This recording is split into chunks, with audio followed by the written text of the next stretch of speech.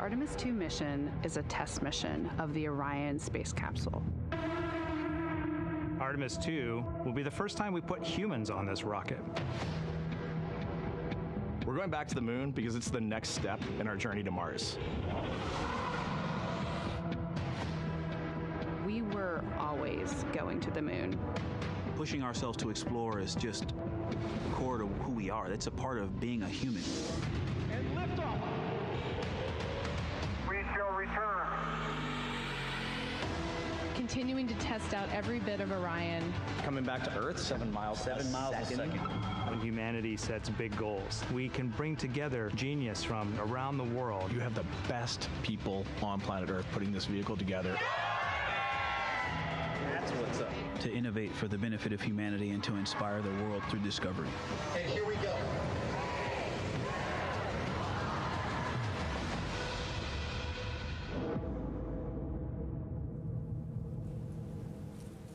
Good afternoon and welcome to NASA's Johnson Space Center for our final mission status briefing ahead of Artemis II splashdown tomorrow evening. We are joined by a panel of specialists today. Joining us is NASA Associate Administrator Amit Shathria, Artemis II Flight Director Jeff Radigan, and Artemis II Orion Vehicle Manager Breniel Rodriguez. We are going to be taking questions from media here in the room and through our phone bridge today, but before we get started, we will kick it off with some opening remarks. Amit, go ahead. Good afternoon. Tomorrow evening, Reed, Victor, Christina, and Jeremy, the crew of Artemis II, will come home. They will have traveled 400,000 miles. They will have seen what no living person has seen.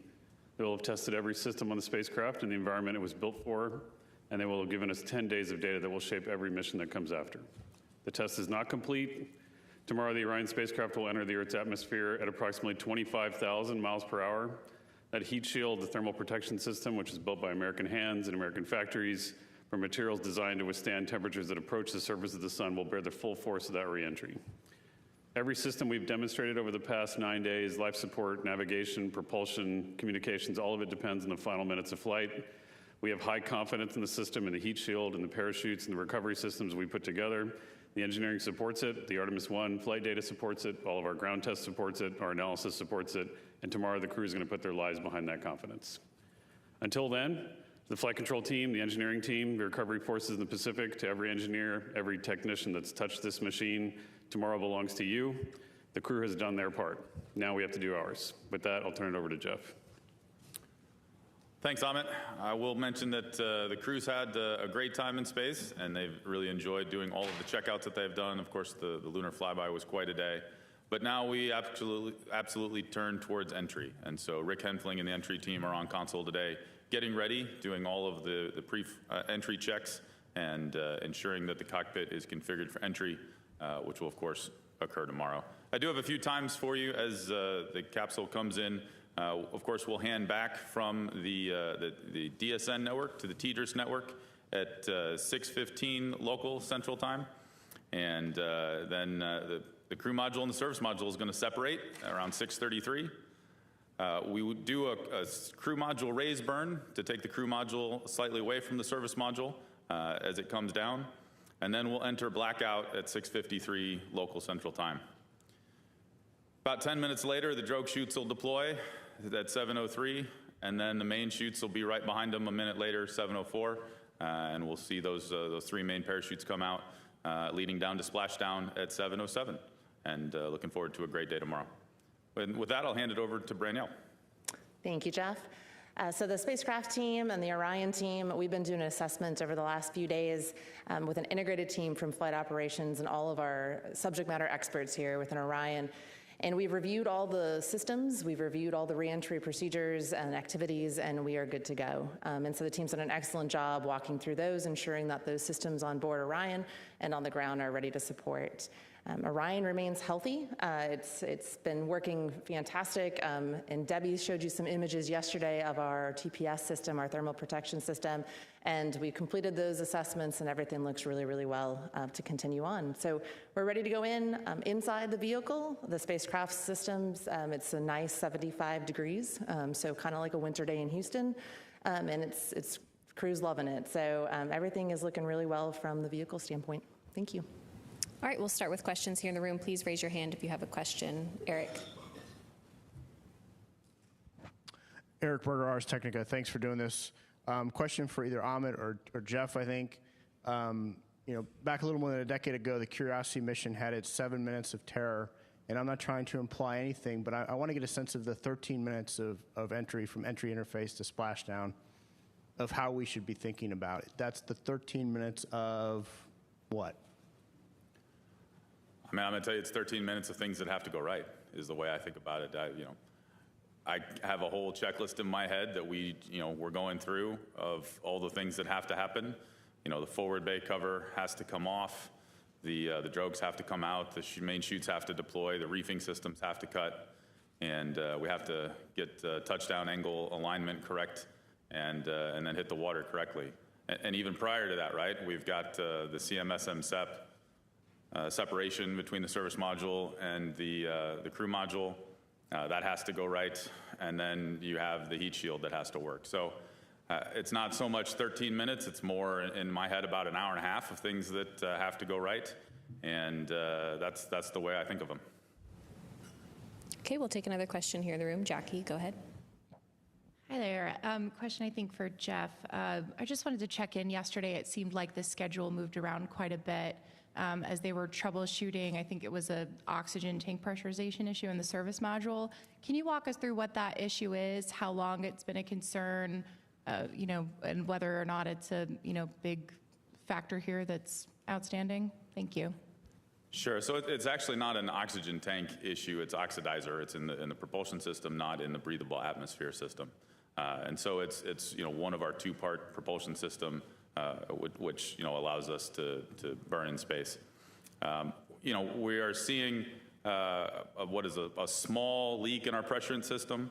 The leak is not to space, it's internal to the system, across some of our valves. And we really need to characterize that to see what, if any, modifications we might need to make in the future. And so we had some time on the timeline dedicated to some other activities, right? Having the crew pilot the vehicle again. And it made more sense for us to go ensure that we fully understood the characterization of the service module and the pressurization system. Because we don't get the service module back, right? It's something that we jettison.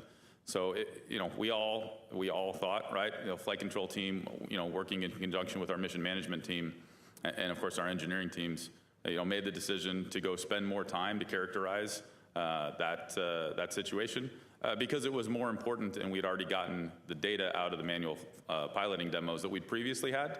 So that's why we changed the timeline and ensured we could really characterize the vehicle. Okay, we'll take our next question from Marcia. Go ahead. Marcia Dunn, Associated Press for you, Ahmed. I know all the data and all the analyses points the way for a safe splashdown tomorrow, but still human emotion must be at play. How tense, stressed are you? So much is riding on this mission. All eyes will be, so focused on all this tomorrow around the world. Yeah, I mean, I think there's no question that we'll all be anxious, and but we'll be with the families. We'll be with them. We'll all be together. I have full confidence in the team. They do too. That we've been with them the whole time, and so we've done the work. It's impossible to say you don't have irrational fears left, right? But I'd tell you I don't have any rational fears about what's going to happen. We've done the work we need to, and we have full confidence in the team, the recovery team, the flight control team, the analysis, and the work we did. Yeah, some of them. Yeah. Okay, we'll take our next question from Irene. Irene Klotz with Aviation Week, probably for Amit. At this point in the mission, how many in-flight anomalies have been are pending for action after splashdown? And compared to the list of objectives that you laid out for this whole mission, and realize you still have this very major part of it ahead, but how satisfied are you with that the mission objectives have been accomplished? Well, Brittany, I'll talk about the details, but I'll tell you the team has extracted every ounce of test data we can out of it. I'm very pleased with the coordination, the way that we've added objectives in flight, and the way we prioritize, like Jeff said, on on cases where we need actual forensic data on the hardware we're getting back versus not. So we prioritize that the right way. But Brynjol, you want to talk through that a little bit? Yeah, absolutely. As far as the things that we've learned, right, it is a test flight, and so we are learning things on the spacecraft. I think we've talked several of them in these press conferences as we have, but we gather those data, as Jeff noted. We take characterization tests of systems that we won't get back home, and when we get back home and the vehicle comes back, we'll do a lot of post-processing of all that data. Okay, we'll take one more question here in the room, then head to the phone bridge. Go ahead. Hi, TG Mascaro with the Epoch Times. Thanks so much, and congratulations on the mission so far. Question for Jeff. Can you walk us through how this reentry procedure differs from that of Apollo? Let's see. In terms of, it actually doesn't differ all that much in terms of just how fast we're coming back and how much has to go right. Of course, there are some minor timeline differences. The parachute systems are different between the two vehicles. But big picture coming back from the moon is all really close to the same thing. You don't have the long coasting arcs that you have in low Earth orbit. You're really coming straight down and coming and hitting the atmosphere a whole lot faster. But that means you go through it a whole lot faster too. And so I'd say it parallels Apollo much more than it does some of our low Earth orbit returns. And that's really what we're looking forward to. They're coming home pretty fast. We'll take our next question on the phone bridge from Ken Chang with the New York Times. Hi, thank you. I guess I'm following up on the previous question. So with the lofted orbit, it comes up a bit, and Apollo had direct reentry, and Artemis I had the skip entry. So I guess it seems like it'd be somewhere in the middle. If you can just give a few more details. Thank you. Yeah, Ken. So we are still doing a skip entry where we've shortened the duration of the skip because of the limited use disposition of this particular heat shield. We know that it can tolerate X amount of dwell time during the lofted period, which is why we're shortening the duration. To follow up a little bit on the previous question too, one of the reasons we were willing to do that is because we figured we could control the entry weather, or not control, but deal with entry weather in terms of the downtrack. And so the duration of the heat load, heat rate, as well as the actual downtrack is shorter because that's the part of the environment that we decided to control with this particular instance of the heat shield. For future heat shields, we'll have much longer skip capability. Our next question is from Noah Haggerty with the Los Angeles Times. Hi, thanks. I'm wondering if there's any chance folks in San Diego along the coast will be able to see reentry, and what the exclusion zones and enforcement will look like out in the ocean for anyone that hopes to travel via boat to watch reentry and splashdown. Let's see. So the path that we're coming in, I don't expect it to be visible from the folks in California. And as far as the exclusion zone, we're pretty far off the coast. And of course, we're working in conjunction with the Department of War to recover the capsule out there. And it is a fairly large exclusion zone. So I would caution folks, please avoid the area. There's a lot of debris that comes down, and we work with our recovery forces in order to ensure that it doesn't hit them. But of course, we don't want it to hit anyone else. We are still targeting to come down at our primary landing site, and we have the weather alternates available. But it's further off the coast than, again, some of your, the LEO deorbits that you've seen. We'll take our next question from Nell with NPR. Hey, thanks so much for doing this. I'm still trying to understand the oxygen pressurization issue. You mentioned something about it was with the propellant system. I'm wondering, does this have anything to do with anything that might be involved in reentry? I mean, I understand you're assessing it because you're going to lose that part of the spacecraft and it won't be returned, but is there anything related to that that's at all of concern related to reentry? Thank you. I appreciate your question, and just to clarify again, right, this is actually in the helium pressurization system of the oxidizer, which, of course, our service module propulsion system works on fuel and oxidizer and combining those together to provide thrust. In terms of affecting reentry, It will not.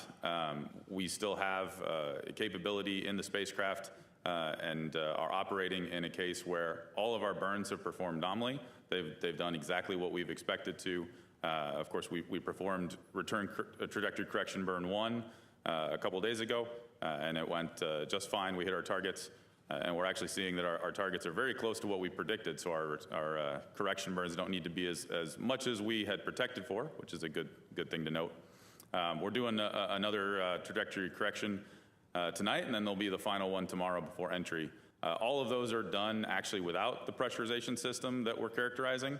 We're operating in a case where we're in blowdown, which means that we already have full pressure in the prop tanks to be able to perform these burns.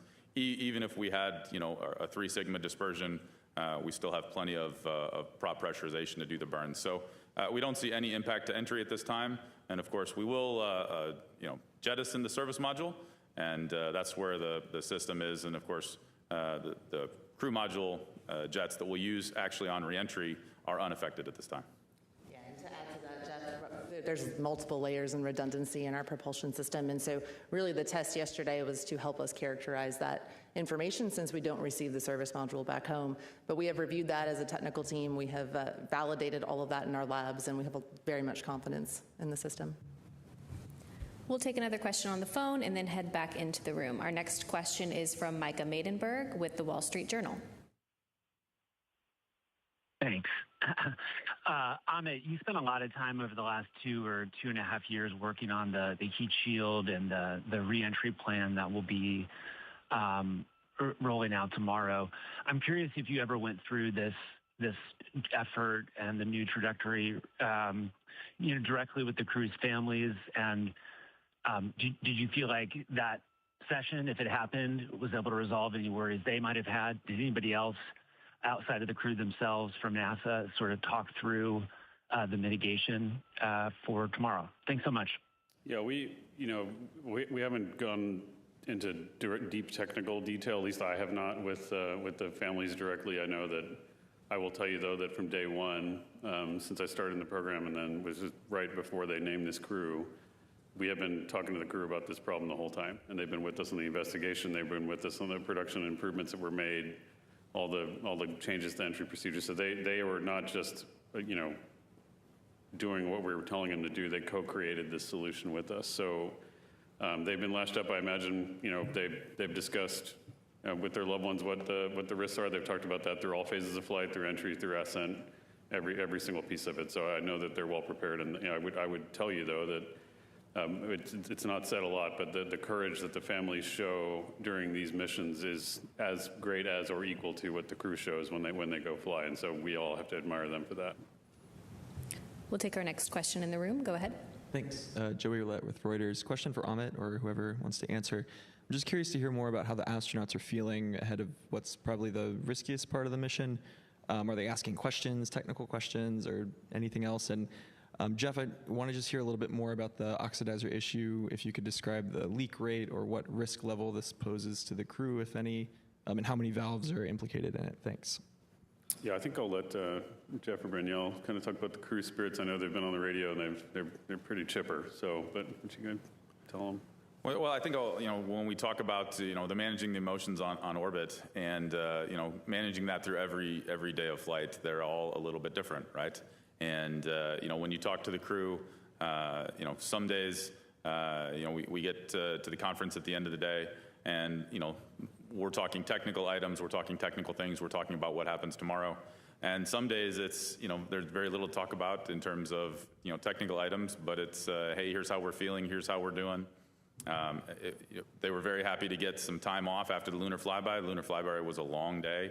I'm sure you all heard them on the radios, constantly that day. It was a long, taxing day for them, and they were happy to get a little bit rest the following day. So every day of the mission, especially with a mission this short, and it's so packed full of all of the operations that we're doing, it's its own kind of thing to manage.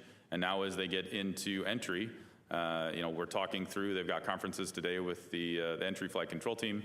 And we're ensuring that we're getting them ready in a good emotional state so that they can execute, right? They're very technically savvy. Just as Amit said, we've built this plan with them. There's nothing new that they're learning, but we're all reviewing together and make sure we're well positioned to fly entry tomorrow. And I'll take the technical topic and hand that over to Branielle. Thanks, Jeff.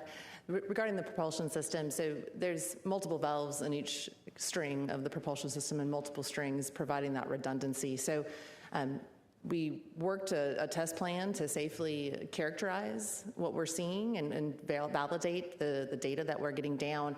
And the team's going to go off and look at that and determine, based on what they're seeing, the thermal effects associated with the attitudes that we're flying in, and be able to come back with us post-mission with an investigation update.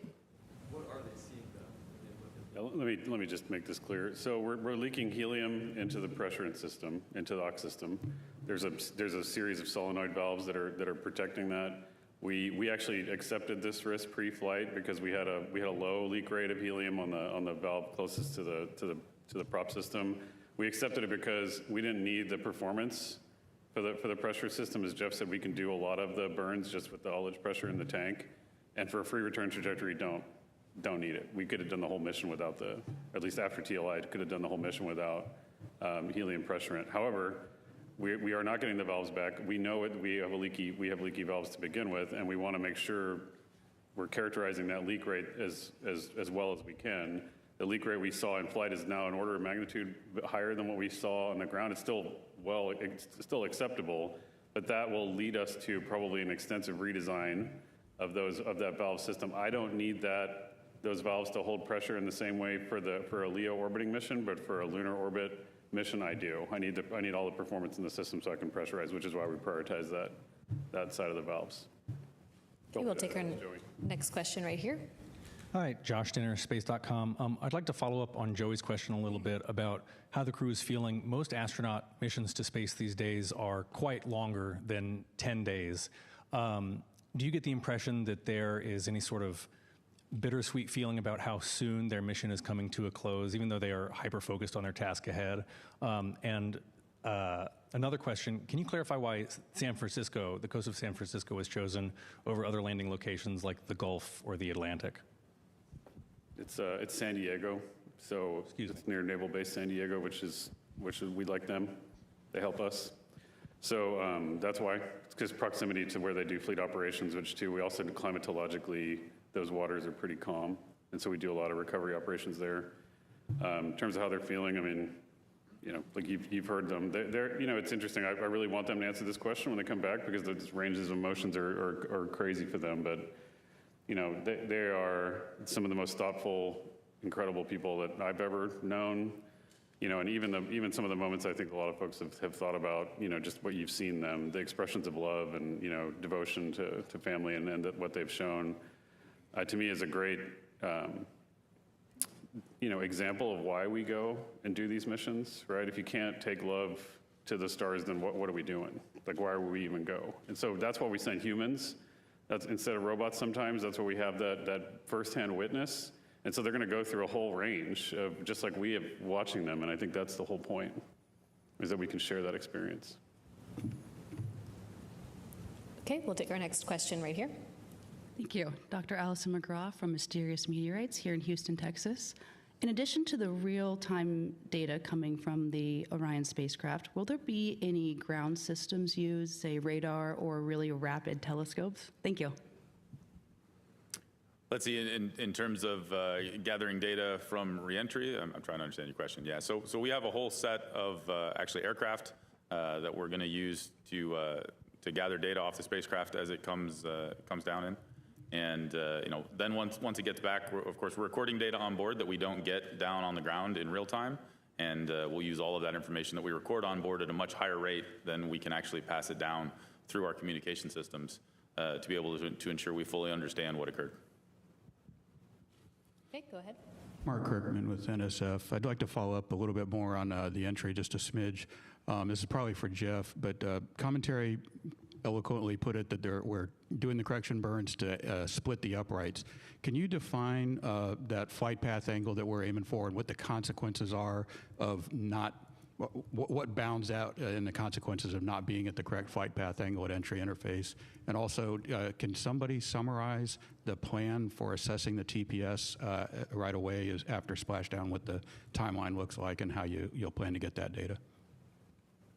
Let's see. So in terms of the flight path angle, I mean, it's quite simple. You have to hit it, or the TPS, we don't expect it will be successful, quite frankly. We have to hit the flight path angle accurately, and what we're doing over the next day and a half is ensuring that all of our correction burns, which are very small and calculated to be very small right now, get us exactly on that angle. Right? We've got about less than a degree of angle that we need to hit, and when we come in, we need to be right in the center of that. Obviously, we've got a little bit of wiggle room. We don't plan to use that. Our guidance is working very well right now. All of our trajectory calculations are showing that the vehicle's on almost the best path it could be, and that our correction burns are very small this evening and then tomorrow. But we have to. Let's not beat around the bush. We have to hit that angle correctly. Otherwise, we're not going to have a successful reentry. And then part of your second question, we actually have our thermal protection experts on the vehicle, on the ship that is with the team as a part of the recovery. They have a plan in place to do extensive imagery of the TPS system, our heat shield, upon it getting back into the well deck of the ship. And then, of course, once it gets back on dock and at Naval Base San Diego, we'll do more imagery before it gets transported back to KSC, where we can continue on getting additional insight into it. Okay, we'll take our next question right here. Go ahead. Thank you. Jackie Goddard for the Times of London. Could somebody please clarify the peak heating, peak temperature, the peak velocity, because the miles an hour are jarring a little with what Rick said yesterday in terms of the feet per second, and also what will the astronauts feel, see, and hear on the way down? Thank you. Let's see. So in terms of the numbers, we'll have to get you that. I don't have those specifically off the top of my head, and I know Rick gave them to you in the units that we generally use, but we'll be sure to get those to you. In terms of what the astronauts are going to feel and hear, they're going to feel and hear when all the various chutes deploy, and when the forward bay cover comes off, all of the pyrotechnic events that are part of a nominal entry, descent, and landing sequence. They're going to hear them, they're going to feel them, and it's actually, I think, going to be a fun ride for them. They're looking forward to hearing and feeling them, by the way. We did our checkout of the crew module propulsion system a little earlier today, and when we actuated the valves to actually prime the system, of course, they're waiting inside the capsule, just waiting to hear that, knock of it sounds a little bit like a wrench on the spacecraft. And that means that the valve actuated successfully, and that's what they're looking forward to. So, they're looking forward to what they're going to hear, and they'll be able to tell you all about it when they get home. And we actually had on Artemis I, we had a video during reentry where you could hear the acoustics inside the spacecraft, and I think that's been shared externally, and so it's been a helpful contributor to know what to experience for Artemis II. Okay, we'll take another here in the room and then head to our phone bridge. Go ahead. Hi, Ed Lavandera with CNN. Thank you for the time today, and good luck tomorrow. I'd love to know how much of the piloting will Victor Glover be doing? How much of the control of the capsule will you guys have in mission control? What's the balance there, just to kind of understand the logistics of how that plays out during reentry?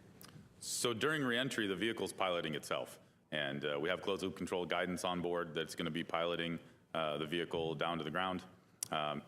If there is it's actually multiple failures to get into a case where the crew is going to pilot the vehicle.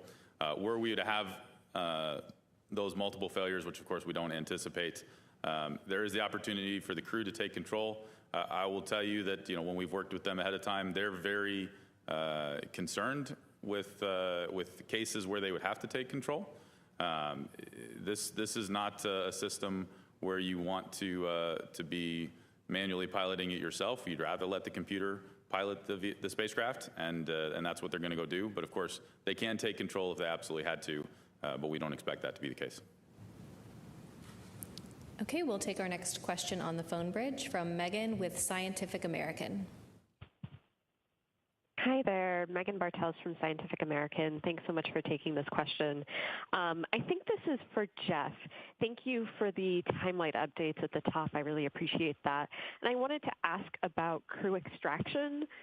From what I understand, that's about an hour after splashdown. And I just wanted to understand why the delay, what will be happening during that hour-long procedure, and then if you could provide a little bit more detail on the rationale for the order of extraction, that would also be great. Thanks so much.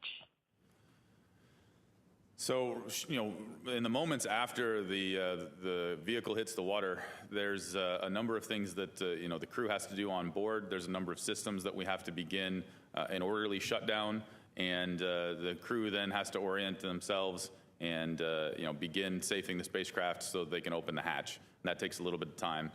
In parallel, of course, the recovery forces, and Lily, our recovery director, are bringing the recovery forces closer to the capsule.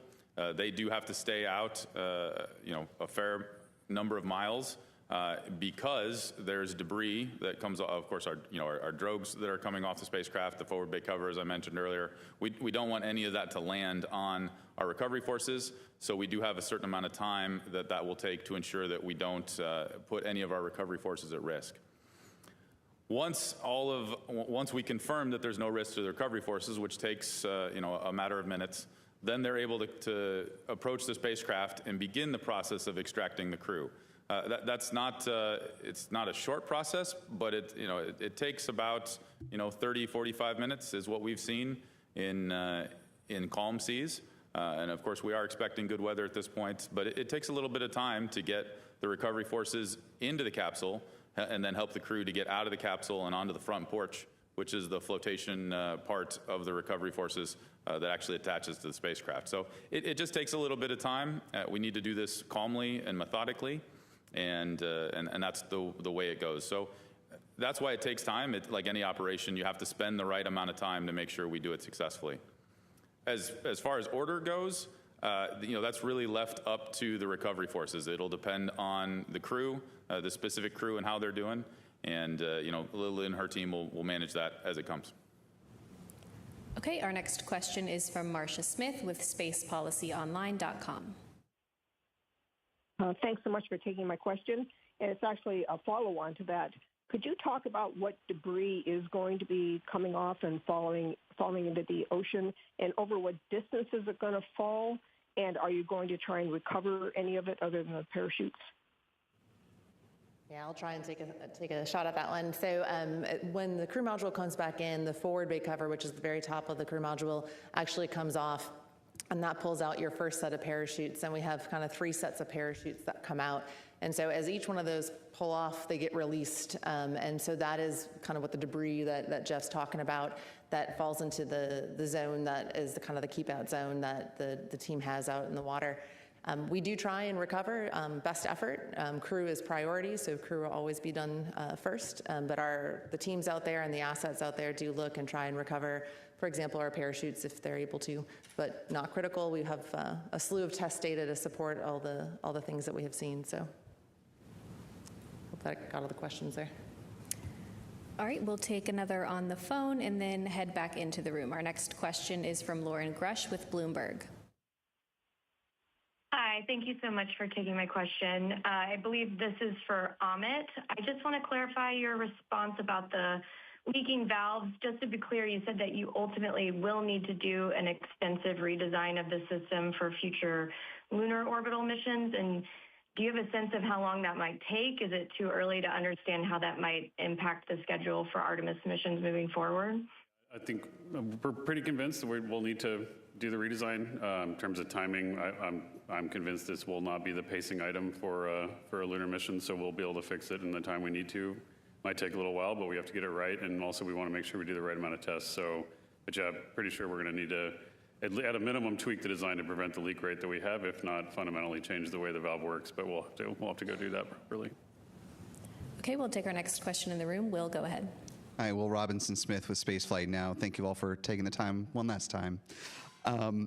Just to follow up on Lauren's question, the European service module for Artemis IV is already at the Kennedy Space Center right now. Do you imagine that it would need to go back to Airbus in Germany for this work to be done, or can technicians come to the Cape and get that work done in Florida? Thanks. Yeah, I think we can do it there. It just depends on what logistically makes the most sense from a production and access standpoint. So we'll just have to go through that. Yeah, I don't know, but I imagine we have options. Okay, we'll take our next question here. Go ahead. This is Henry Gass from the Christian Science Monitor. Thank you for doing this. My question, I know you're all very focused on tomorrow, and it's a big day, and you're focused on wrapping up Artemis II. I'm wondering if, Artemis III is not that far away as we stand now. Are there any preparations for that have begun, or can you tell us anything about that? Yeah, so if you just go down the road here, there's a Mark 1 Blue Origin lander that just came out of Chamber A. That's getting shipped back to Florida. I know that folks in Boca Chica are getting the Block 3 Starship ready to roll. They've done cryoproofing. They're going to do static fires here shortly in April and hopefully get off relatively soon. Core Stage 3, the top 4 fits of Core Stage 3 are going to ship from Michoud on the 20th of April. The booster aft segments for Artemis 3 are already at Kennedy. As we talked earlier, the Orion, the Dash 3 Orion, the CM and the SM are still separated, but the new heat shield, which has been redesigned to tolerate those new conditions, is also assembled and ready to go. We just have to make those segments and go. And so we're yes, in earnest, proceeding as quickly as we can. The mobile launcher, one, did not sustain, does not require the kind of refurb that we need. So we already moved the crawler transporter up to Pad B, and we're going to bring the ML back into the VAB hopefully by the end of next week and get on with it. Okay, we'll take our next question in the room. Go ahead. Hi, JJ Love with Tech Talk Media. Thanks so much for doing this. I want to ask, what is the single biggest thing that you would want the people of Earth taking away from this mission? And that's for anyone. Wow, that's a tall order. Single biggest thing. There's so much, right? There's so much that we've done on this mission and so many things to share. I look at, all of the crew's reaction on flyby day, all of the snippets that they shared with us, the imagery, the videos, and it just makes you want to continue to go back, right? I think that they said it best. This isn't the trip, it's the first of many trips. And we just need to continue on because there's so much there. Think about how much we thought we knew what was going on and we thought we knew what the moon looked like, and now we see it a totally different way. I think we're going to see that on the next mission to the moon as well, and we just need to keep going. Okay, we'll take 2 more here in the room and then head back to our phone bridge. Go ahead. Hi. Question about the astronauts' schedule for the next few hours or next day or so. Just wondering, are they going to have the ability to talk to their family? Do they have a last meal aboard Orion they plan to eat? What are their activities before they actually get set up for that splashdown? So I'll tell you right now, they're really focused on ensuring that the cabin is completely configured for entry. There's a number of things that they have to do. They have to pack all of the equipment that they brought out for operating the spacecraft and get their suits out. They have to get the seats out, and it just takes a fair amount of time to reconfigure the cabin. Of course, they are sending messages to their families, and there's always a last meal anywhere you're at, but it's more of it's time to eat and be ready to go. It's not necessarily a symbolic thing. But it's something that they'll do together, and I don't want to give you any impression other than they're focused on ensuring that they have a successful reentry, and I'm sure they'll take a special moment to themselves, but our focus with them is a successful splashdown tomorrow. Okay, go ahead. Hi, Michael Adkison, Houston Public Media. Question for Jeff. You talked about the checklist that you're going to have. I'm wondering if you could characterize what it's going to feel like in mission control tomorrow, specifically in that 6-minute blackout period. Yeah, I think, again, we're going to be thinking through all of the things that we know is happening on board, but that we can't see, right? And so, in order to keep myself calm, because I think, as Amit mentioned earlier, there's all of that irrational fear that is human nature in some ways. I'll be going through what I know is going on board and saying, okay, it's this time, this switch is actuating, it's this time, I know these valves are firing, it's this time, I know that we're this many minutes away from the parachutes and the clock's ticking down, and I'm sure that's what I'll be doing to keep myself calm. Rick Henfling's the flight director in charge, and I need to make sure that I stay out of his way. We all have to make sure that we stay out of his way and let him and his team work. And we'll just be, thinking through the things that will keep ourselves calm as we wait for reacquisition of signal. Okay, we'll take our next question on the phone bridge from Christopher Mick with the Hudson Star Observer. Thank you so much.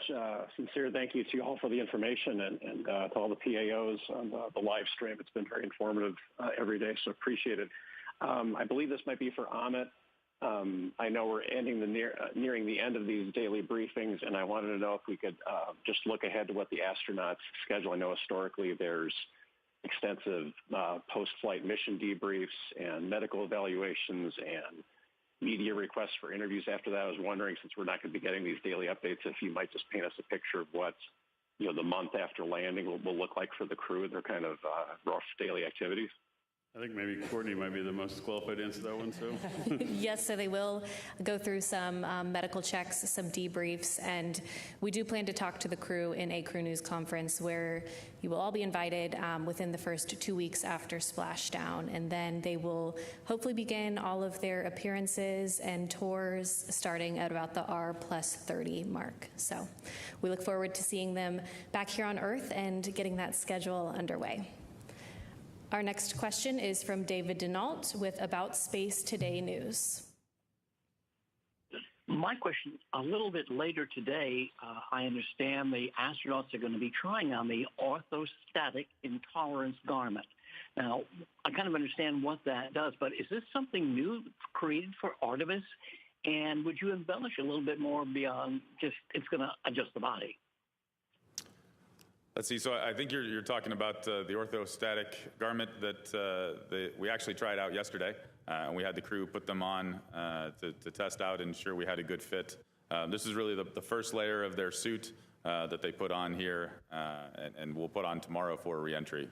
And so the goal there is to make sure that we have a good suit fit, that we're getting all the pressure on the human body in the right ways to be able to come in and have a successful landing.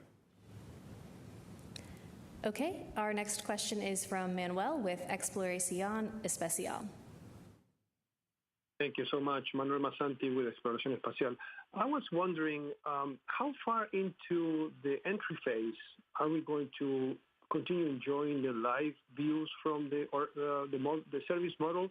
Are we going to be able to see the separation between the capsule and the service model tomorrow? Thank you. Hear most of that. I didn't. Was your question? Are we going to be able to see the separation between the service module and the crew module? Correct. Yes. If you're going to enjoy that live. So we are going to set up our cameras to try and see some of that on board, and of course we'll see that in the data coming down from the vehicle that has occurred. I don't expect that we'll be able to see that visually at the time it occurs. Okay, we'll take some more questions here in the room. Let's go right over here.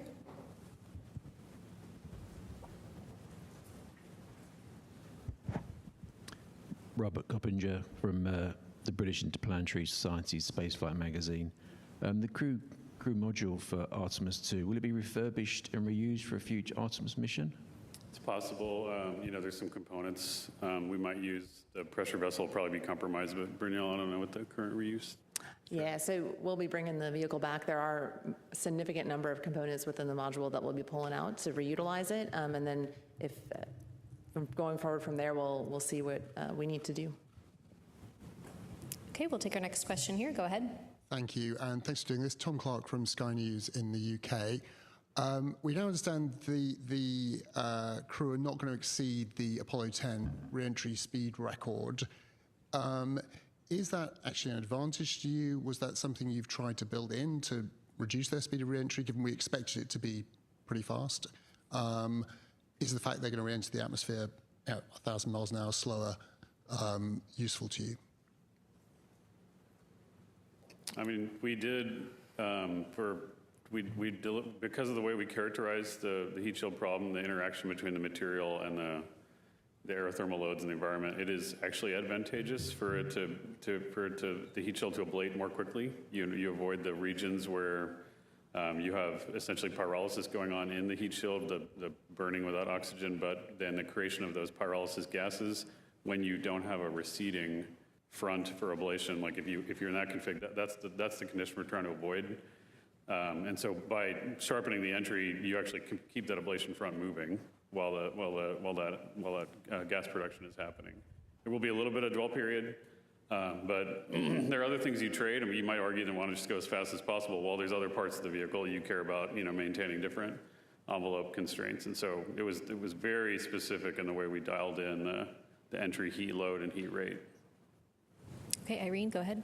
Sorry if I missed this, but how many miles off the coast of San Diego is the targeted splashdown site?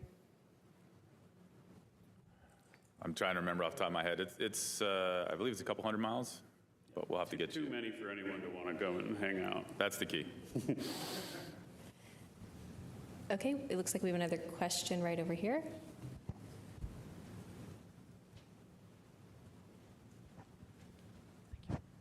Hi, Dan Lenan from the Naval Postgraduate School. I have a couple status questions.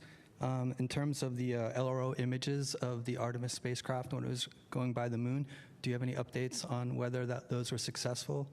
Also, what actually happens to the service module? Is it going to be part of the debris? I wasn't sure if that was going to be also burning up or coming down. And then how about the weather? What's the latest on the weather? So let's go in reverse order. The weather's looking good, and we expect not to have an impact to recovery operations. There is some weather moving in after we land and have the recovery of the crew complete. And so, of course, Lily, our recovery director, and with the captain of the ship, will be figuring out exactly when to get the crew off the ship and back to the naval base. They'll have to take a look at what that timing is. And of course, we expect them back here sometime on Saturday. Okay, anyone? So the service module, it'll actually re-enter Earth's atmosphere and burn up, so it is part of the debris, and we keep that as part of the keep-out zone. Can't remember the first question. I haven't seen any of the reports from LRO yet, so we'll have to investigate. Anyone in the room here still have a question? Okay, Jackie, we'll go ahead and go back to you. Thanks. Yeah, one quick follow-up for you on the oxidization, pressurization. Were there any signs of this also in Artemis I? Can you remind us, and what went into that decision to kind of just assume this risk heading into flight? Thanks. Artemis I, we didn't. We knew we had PCA leakage in the helium side. Again, given the Artemis I mode, we decided, like in distant retrograde insertion as well as the rest of it, we could tolerate it. The big difference here is we did the TLI burn with the Orion, like as opposed with the ICPS. So that, I'm not sure that that's related. It just so happens that that's when we saw the leak increase. It probably is related somehow. But Branielle, did any more details on one? I'd have to go back and get the data on one. I apologize. I just don't remember. Yeah, but we did, Jackie, we accepted the risk for two just because the leak was small enough and we knew we had plenty of pressurization volume to go deal with. We didn't see it as a common design feature across all the different valves. It was isolated to that one particular one. And with the mode we had picked for free return, we didn't need the performance. And so. Yeah, and I think that's the key, right? We designed the mission to be able to tolerate this type of failure. And we baked that into how we designed the mission with the low Earth orbit, the high Earth orbit, and then their free return trajectory. So it's something that for multiple reasons could have occurred, and we were prepared for it ahead of time. Okay, go ahead. TG Muscuro with the Epoch Times. Thanks again for the second question. One more for you, Jeff. When you sign off from your shift tomorrow, do you have anything you're going to say? Any final words to the flight director you're going to pass off to or off to the crew? Well, so a couple of thoughts for you. One, I've completed my shifts. I do not have any more shifts here for Artemis II. And I'll tell you, I signed off the same way I always do, which is go get some sleep and we'll see you tomorrow, because we're not done on this mission. We've got another day and a half. And that's when we can start celebrating, is when we have a crew safely in the med bay of the ship.